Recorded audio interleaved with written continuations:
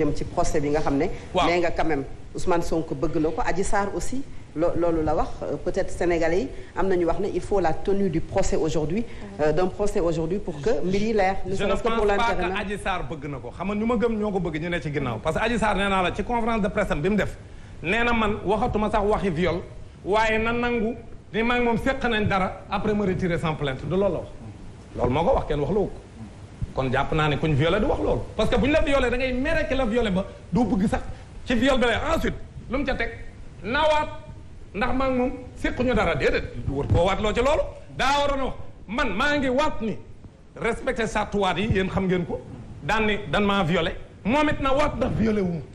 mais néew ko waatal ndax violé woo ma dani ko waatal ndax séquñu dara loolu ku bëgg lu leer dina wax loolu donc Adji Sarr man gëw ma ni viol bi moom amante na ci benn intérêt parce que xam na ne bu demee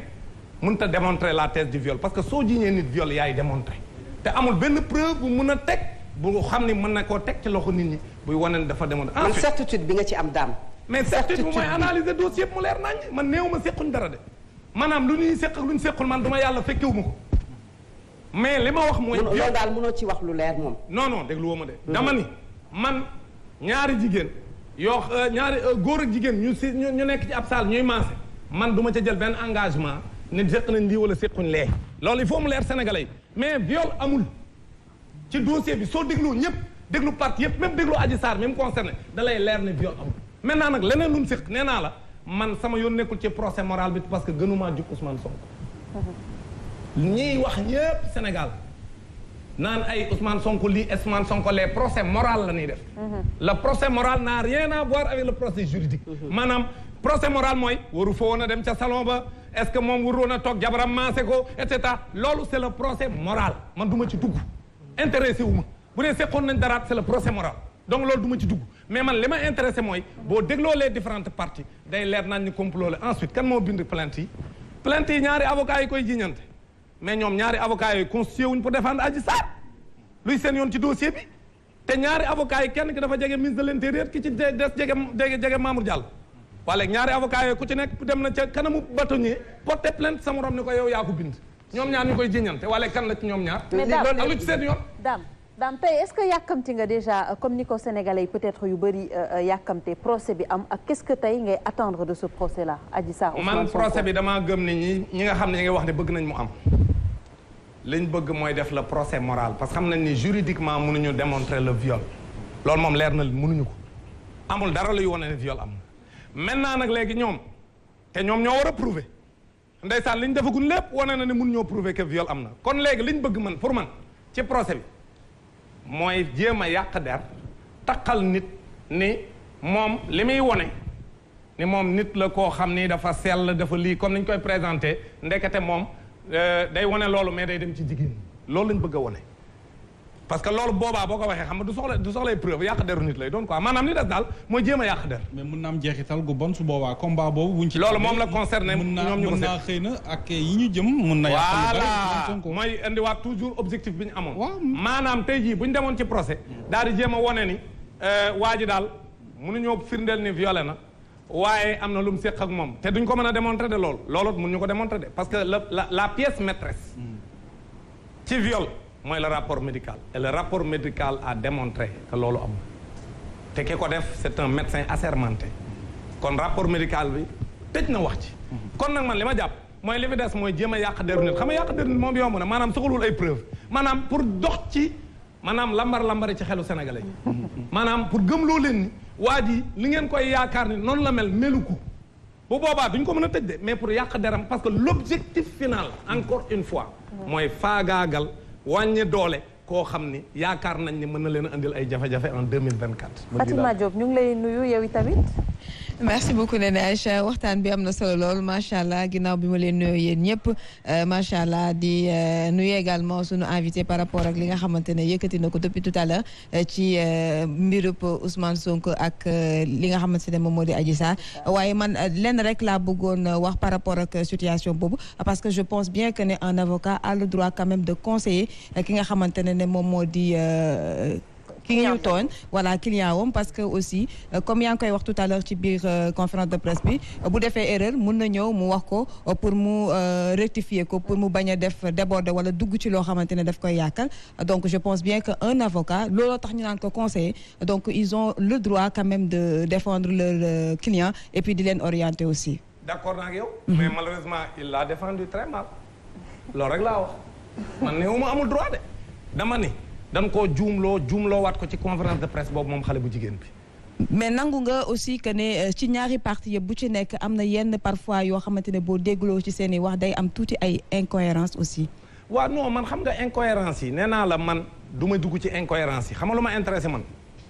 mooy que ne boo xoolee dossier bi day leer nañ ni ki jiñaate ni dañ maa siif amul dara lu mu teg ci loxo nit ñi moom ci moom sax moo mujj ni man pare naa ci léegi nañ wax ci leneen nañ wax ci ndax amuñu leneen lu ñu séq mais encore une fois le dossier bu ñu jaxase on ne peut pas mélanger la fornication et le viol fornication ñaari mag yoo xam dañoo déggoo daal di dem jaxasoo yàlla subhaanahu wa taala la ñuy rendre compte bu ñu paree moom mi leen sàkk te di leen tere loolu waaye fii ci suñu réew kenn terewu ko fi ndaxte kat jaay sa bopp yi état moo koy jox jigéen ñi koy def loolu c'est important kon nag man damaa jàpp ni li ci des mooy kon avocat bi am na droit défendre client am na droit conseiller client am loolu kenn werantewu ko mais dañ koo gis sax mu koy def man néew mu amul droit def ko de mais dama lam ko doon def loo sax nam koy defee day wone ni c'est contre eux parce que lépp lu mu ca jéem dafa nërmeelu yàqu donc moo tax man la dossier bi lépp lu mu ci essayé rek dafa yàqu maanaam yàlla nag moo aay ci póotum buur yàlla moo aay ci póotum buur day bàyyi ba mu weer yéreem yi weex tàll mu taw ci kaw te du ca mën dara lii nag moom yàlla taw na ci kawam yëf yi nërmeelu na dil bi kalaate na comme ni ko xale yi di waxe affaire bi yàqu na comme yàqu na léegi li des mooy ñu xam complot bi ñan ñoo nekk ci ginnaaw loolu moo fi des fi mu toll nii maanaam ñin ciy lim te seen yoon waru cee nekk kan la ak kan la Adji Sarr kan moo ko fa jëli tem ne ab Jakarta may jël si borom këru ku moom salon bi yéeg ca kaw terrasse ba seen ni ab 4x4 bu ñuul la ko fa jël si te seen na ci ay nit wax dëgg yàlla loolu man jàpp naan ci heure boo xam heure couvre-feu la ñana ko jël si woon foofa man jàpp naa ne bu ñu defee ay extrait communication war na ñoo mën a xam ñan la waxanteel pour ñu jël si ko pour ko defee mbir mi gën a leer. pour que teesu mais am nga confiance ci suñu justice que peut-être loolu noonu yëpp bu ñu demee procès dina leer. man daal dama lay wax on ne peut pas être plus royaliste que le roi. Les magistrats du Sénégal dans le cadre de l'UMS l'union des magistrats sénégalais ñoom ñoo bind ci seeni revendication que dañoo bëgg une justice indépendante ça veut dire quoi Fatou Abdou que amuñu une justice indépendante parce que suñ ko amoon duñ ko laaj nit ki du laaj lu moom loo xam ne am nga ko ba def sa poste doo ko laaj ñoom magistrats yi ñoo ne dañoo bëgg justice indépendante maanaam président de la République ni muy contrôler suñu justice ñu am ay garde des sceaux am ab procureur boo xam si ñoom politiciens ñoom ñooy seefam loolu lañ wax ne dafay war a jóge nga xam ne le conseil supérieur de la magistrature président de la République dootu ko présider ngoo defee ñoom ñu moom seen bopp ñoom magistrats yi sans avoir une république des juges kooku jàpp naa ni bis bu ñu ca yeggee ñaar ñu jàppante bu ñuy dem justice seen xel dal parce que dañuy xam ne kenn mënta manipuler justice. mais ñoom bokk na ci li ñuy gën di kaas mooy li nga xamante ne moo jëm ci wàllu parquet parce que jàpp nañ ne tey ji li leen di parquet ñoom moo am pouvoir bu ëpp par exemple les juges il y a des juges yoo xamante ne quand même quoi qu'on puisse dire ils sont indépendants. lu waaye mën a wax juges yi am na ñoo xamante ne ils sont indépendants peut-être procureurs yi ñoom ci loolu la ñuy gën a accentuer d'autant plus que dañoo rattaché wu directement ci ministère de la justice. garde des sceaux. lii mooy coow li soxna si lii mooy réforme bi nga xam ne président Macky Sall moom foofu lañ ko doon xaar parce que justice bu jaar yoon day dooleel dëkk xam nga ni réew même ci développement pour nga gaaw a dem justice bi dañ ko war a wóolu xamul tax su fekkee da nga nekk à l'étranger war a investir au Sénégal da ngay bëgg booy investir ngay investir ci réew moo xam ne justice bi am na doole mais booy investir sa xaalis ci réew moo xam ne justice bi wóoluwoo ko loolu am na ñoo am seen alal duñ ko dugal ci réew yu mel noonu moo tax justice bu am doole dafa am solo ci développement réew loolu moo tax loolu ngay wax réforme boobu nga xam ne parquet dootul nekk di jàppaka jàppaate ak di contrôler ñi nga xam dossiers yi nga xam ne moom moo arrangé président bi parce que moom ci président de la République la dépendre. C'est important. loolu lañ wax ñoom magistrats yi ñun Sénégal kenn gënuñu ay magistrats yu xarañ lañ am gis nga boo demee au niveau international sunuy magistrats ñooy jiite ay kuréel yu bari. ndaxte ils sont très bien formés man bari na ñu ma ci xam ñoo xam maa ngi ñoom ñoo jàngandoo université Gaston Berger. danoo jàng xarañ ak ñi jànge feneen fi ñi nga xam bitim réew lañ jàngi woon ak ñi nga xam fii lañ jànge université Dakar koo ci jël ay ponkal lañ sunu magistrat yi waaye nag liy sànkar si mooy ni justice bi tëddee moo am ay jafe-jafe yu tax mënuñu am une indépendance de la justice te ñoom magistrat yi loolu lañ bëgg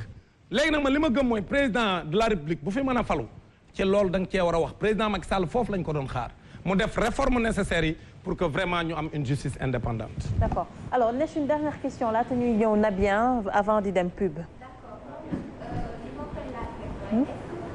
De Ousmane Sonko pour le défendre à ce point wala vous faites partie du PASTEF wala vous voulez rejoindre le PASTEF.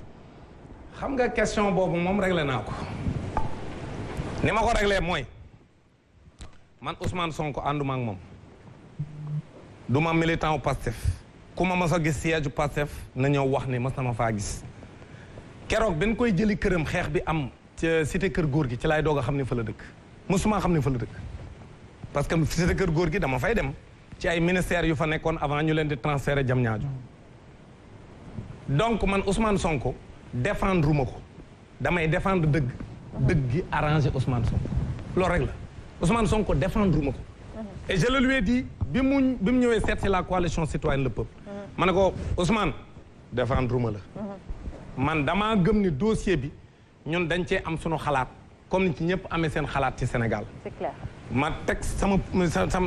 ñun sunu coalition réfléchir ci am ci position ma porter la parole ñu taxaw défendre ko par rapport ak sunu ngëm-ngëm ak li ñu gis ci dossier bi mu arrangé ko nag moom mu arrangé ko moom loolu moo tax nit ñi yaakaar ne ñun moom la ñuy défendre kon jàpp naa ne ñun dañoo défendre dëgg gi féeteeg moom mais ñun défendruñ ko moom te encore une fois Ousmane Sonko bi muy doog a jot récépissé partem maa ngi moom toog nañ mu ne ma damaa bëgg nga ñëw Pastef li may wax ni y avait la présence d'un de ses responsables mi ngi toog ñun ñett bi ma ko waxee ma ne ko man politique gu ma sama syndicat daf may tere ma politique mais nag société civile laa bokk te ñun nag kenn duñu terroriser société civile mooy ñi nga xam ne dañoo war a taxaw ci nii réew mi di doxe di wax seen xalaat di taxaw di encadrer les libertés di encadrer l'état de droit et la démocratie ba lépp jaar yoon bu ñu paree nag ñuy xëccoo dem xëccoo ñu bañ a jaay doole kenn loolu laa ko ne wax ne ci loolu laa nekk parewuma pour politique bis bu ma bëggee politique ne parce que am na ñu ma koy wax ni ma dàmbooj voilà léegi yow da ngaa bëgg a politique bis bu ma bëggoon a politique parce que pour la première fois quand même nga défendre quand même un dossier politique xam naa bu nenne demee publicité ba ñëwaat non pourtant c'est pas la première fois dinañ ci ñëw un dossier politico-judiciaire bu mel ne mbir mi peut-être waaw d'accord c'est bien précisé Très bien alors